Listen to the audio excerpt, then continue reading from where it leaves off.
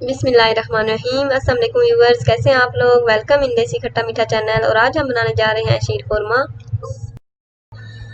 और उसके इंग्रेडिएंट्स जो लिए हमने, मिल्क लिया है हमने 2 लीटर्स, बारीक सवैयाँ ली हैं हमने 150 ग्राम, चीनी ली है हमने 2 कप, इलायची पाउडर लिया हमने 2 टीस्पून। कुछ लोग कम पसंद करते हैं, कुछ ज़्यादा, हम अच्छी लगती है हमें इसकी खुशबू, हमने थोड़ा ज़्यादा ही डाला है। और पिस्ता लिया हमने 2 टेबल स्पून, इसको भी बारीक काट लिया है। और बादाम लिया हमने 2 टेबल स्पून, इनको भी भिगो के और बारीक काट लिया है। किशमिश लिया हमने 2 टेबल स्पून, छुहारे लिए हमने 6, उनको भी बारीक काट लिया था। और देसी घी लिया हमने 3 टेबल स्पून। मिल्क को हमने बॉयल होने के लिए रख दिया है। और साथ ही हम देसी घी में ड्राई फ्रूट्स फ्राई करेंगे। फ्राई मतलब थोड़ा सा गोल्डन करेंगे। जब इसकी सूंधी सूंधी खुशबू आना शुरू हो जाएगी तो फिर हम इसको उतार लेंगे। पिस्ता बादाम ऐड कर दिए हमने।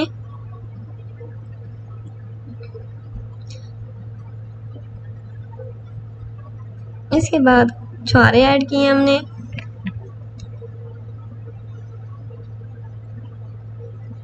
किशमिश जो है वो हम एंड पे डालेंगे ताकि वो ज़्यादा ब्राउन ना हो। ड्राई फ्रूट्स हमारे तकरीबन गोल्डन हो चुके हैं और अच्छी सी खुशबू भी आना स्टार्ट हो गई है। तो मिल्क में हमने इलायची पाउडर ऐड कर लिया था और बॉयल आना शुरू हो गया मिल्क को भी। तो अब हम इसमें सारे ड्राई फ्रूट्स ऐड कर देंगे।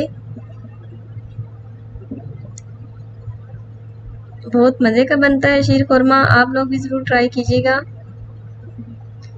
ईद के मौके पे, किसी भी खुशी के मौके पे लाजमी बनता है, हर घर में पसंद किया जाता है।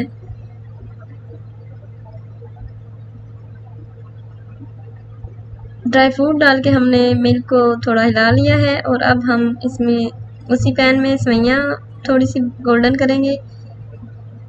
गोल्डन तो ऑलरेडी है, हम थोड़ा सा इसको भूनेंगे हल्की आंच पे देसी घी डाल के, ताकि थोड़ा और टेस्ट अच्छा है इसका। सेवइयाँ हो चुकी हैं, हमने वो भी मिल्क में ऐड कर दी हैं।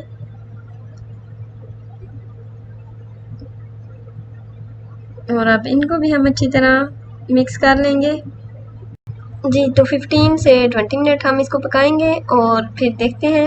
ये 15 मिनट्स हो चुके हैं और अब हम देख रहे हैं कि शीर खुरमा हमारा रेडी होने जा रहा है और मिल्क भी थिक होना स्टार्ट हो गया है। तो आपको जैसे पसंद हो आप उतार लें, थिक पसंद हो, थिक नॉर्मल चाहिए आपको तो अभी उतार लें। तो इसके बाद ये और भी थिक हो जाता है ठंडा होने के बाद, तो हमें थोड़ा थिक पसंद है, हम इसलिए और पकाएंगे।